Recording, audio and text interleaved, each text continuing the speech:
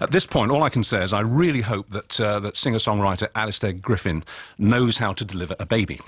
Or he's been on a midwifery course, because he's been performing with Kimberley Walsh, who was with him here all over recently, and it's their official Tour de France song that he wrote for them both. And Kimberley, you are just so pregnant. I'm very, very pregnant. I know, but do not panic. I do still have a few months to go, so... Well, you maybe have one. Safe, I promise. I know I'll look big, but you're safe. Well, what are you, about 7 months and a half? Yeah, 8 months? 7 months-ish. Do you look term, love? Yeah, still got a few months to go, I know. Do you know what it is? I don't. Do you want to know what? Big surprise. Okay. No, I thought I'd wait and have a surprise. Okay. And now I'm getting a bit impatient to know what actually... And has he or she been kicking of late? Yes, Yeah. a lot. While we were rehearsing yesterday, it gave me a good old kick and kind of lost where I was, so hopefully that's not going to happen. Well, I'm just saying, when you hit the top notes in a minute, we're all on standby. It's okay. Yeah, we'll be great. calm. We've got the hot It's good to towels, know. the boiled water, the damp cloth for your forehead. It's all there. Good. Okay. So tell us about the song. I mean, it's such a good break, isn't it, to get a gig like this, to do the official song for something which turned out to be such an enormous success.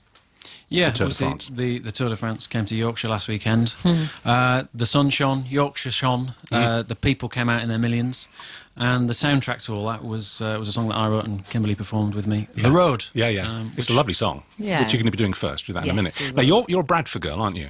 I am indeed, yeah. Are you from the coast in Yorkshire? I'm from near Whitby. Near Castleton, Whitby. near Whitby. Okay.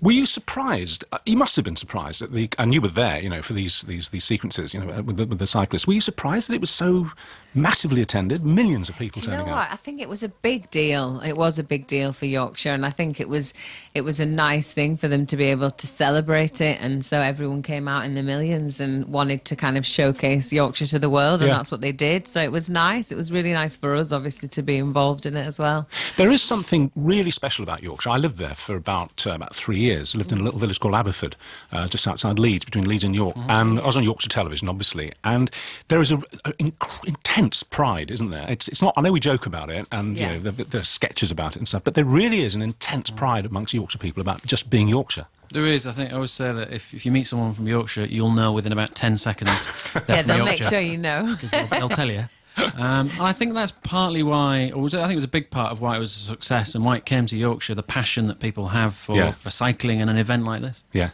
Okay, well, let's hear the song then, because it is a lovely song. We've got virtually an orchestra in here. We've got the cello, we've got it's a violin, isn't it? Not a violin, got violin. Got you, obviously, and your baby might join in with a few rhythmic kicks. You on the guitar, and who's on keyboards over there?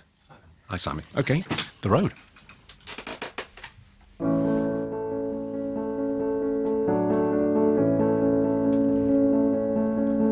Feel your heart, a beating drum. You face the fight and see the light. Your time has come. You and me, a boy and girl. This day is ours. We'll rule the world, and the road will take you home. 'Cause forever you may go,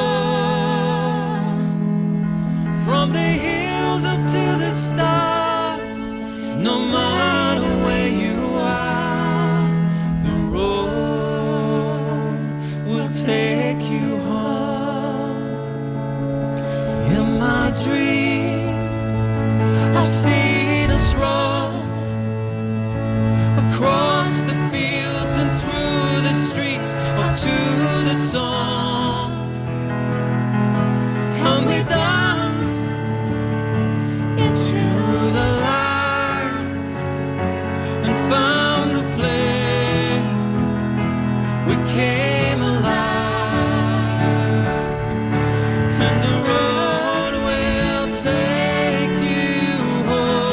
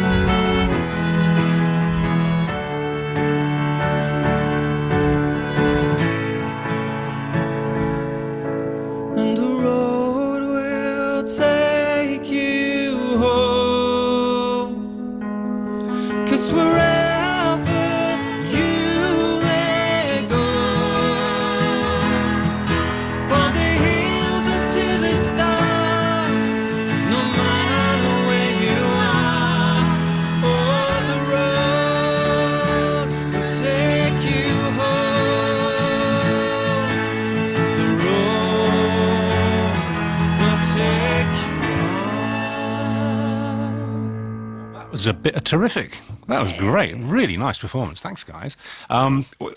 As we get with all our performances, it's so many tweets and messages saying how much people are looking forward to it. This is one from Sylvia Beaumont, and she says, sunny Scotland, which is an improvement on the weather down here today. Hi, Rich, looking forward to hearing the lovely Alistair Griffin and Kimberley Walsh on your programme, especially as they're going to be singing. Alistair is brilliant at the songwriting for sporting themes on TV. You do quite a lot of that, don't you?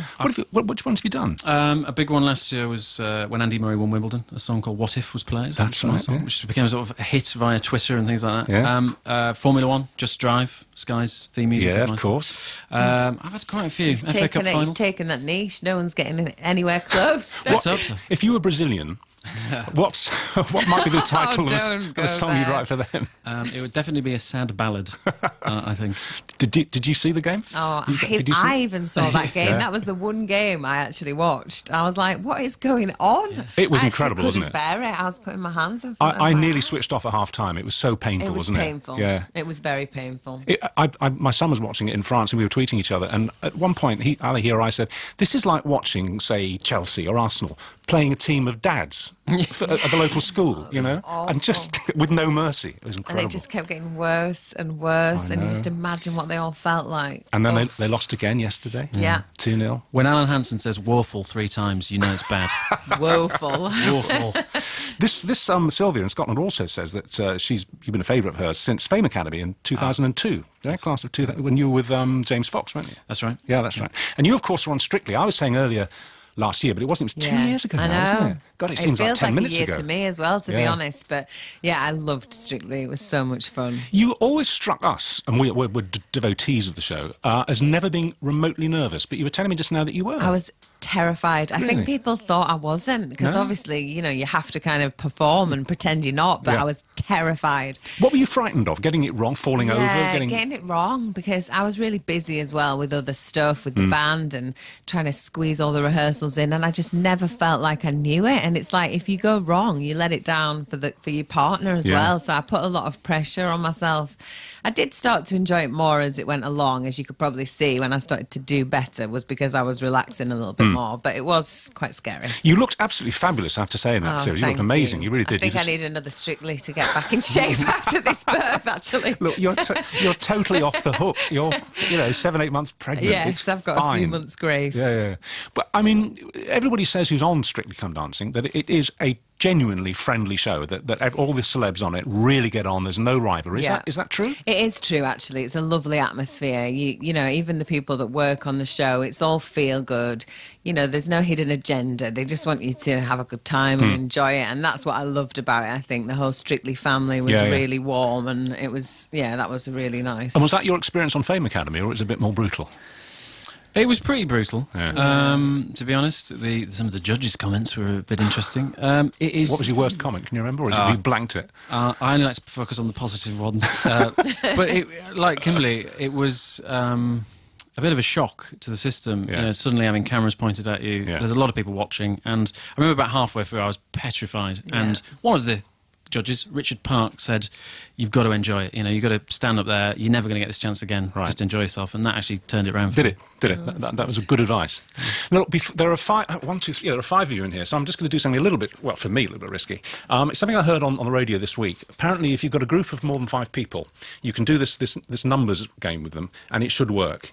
Fingers crossed. Here we go. I want all 5 of you, please, to think of any number you like between 0 and 50. And I'm getting the vibe that quite a few of you have picked 37. Hands up if you picked 37. 1 out of 5. That's 1 not out bad, of 5. Though. That's not bad. No, that's 1 out of terrible. 5. No, that's just random. I feel like that mad professor in Back to the Future when he says, "You know what this means? It means this thing doesn't work." I think that's pretty good. 1 out of 5. Okay. I'll do one more then, right? And everybody at home can do this now, because this is 100% guaranteed to work. Okay. Keep it simple. You could think of any number you liked. It would work whatever number you thought of, but just for your mental arithmetic, keep it nice and simple, a simple even number. Think of a number and remember it, because you're going to need it. Everybody at home too, think of a number. Double it, times 2. Add, and it could be any number. We're on Radio 2, so add 2. Halve it, divide the whole thing by 2. Okay. Take away that first secret number that you thought of, and about 4 million people listening, and all 5 of you in the studio are left with 1. Yes, There you that go. worked. There you go. That worked. We're back in the game. Nice one. Great Scott. Yes, great Scott Murray. Yes. All right, good. Well, on that completely immaterial note, we return to the music. What are you going to sing now?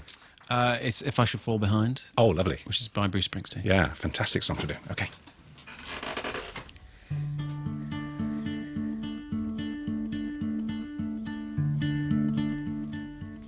We said we'd walk together, baby, come what may. Dark come the twilight, should we lose our way? If as we were walking, your hand should slip free, I'll wait for you. If I should fall behind, wait for me. And we swore that we'd travel, darling, side by side. And we'd help each other, we stay in stride. But each lover's steps forward so differently. But I'll wait for you. If I should fall behind, wait for me.